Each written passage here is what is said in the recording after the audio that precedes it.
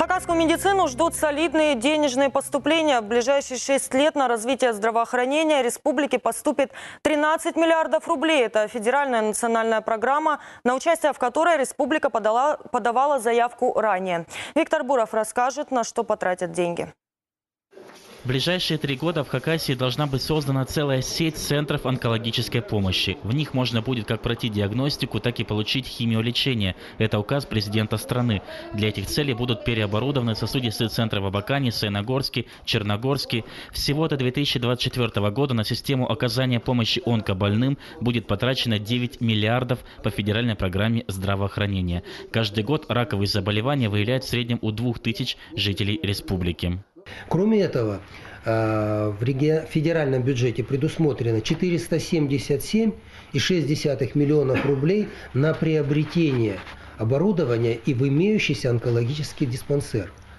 Причем вот то, что нам довел Минздрав, это сумма не 477 рублей, нам довели сумму только на 3-летний бюджет. Одна из самых острых проблем Хакасии, как и по всей стране, нехватка медицинских кадров. На решение наболевшего вопроса будет выделено более 200 миллионов. В 2024 году в системе здравоохранения должно работать 5115 медицинских сестер среднего медицинского персонала. Сегодня у нас работает 4988.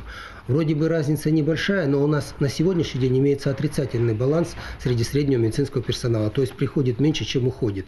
Особое внимание в федеральной программе оказанию детской медицинской помощи. За 6 лет в Хакасии власти потратят на закупку нового оборудования и капитальные ремонты детских больниц почти 3,5 сотни миллионов.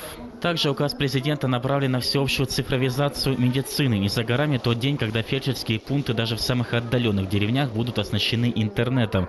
Врач для консультации сможет отправить, например, кардиограмму пациента в республиканскую больницу, а все данные о больных будут занесены в общую базу данных. Виктор Буров, Игорь Брюханов, Вести, Хакасия.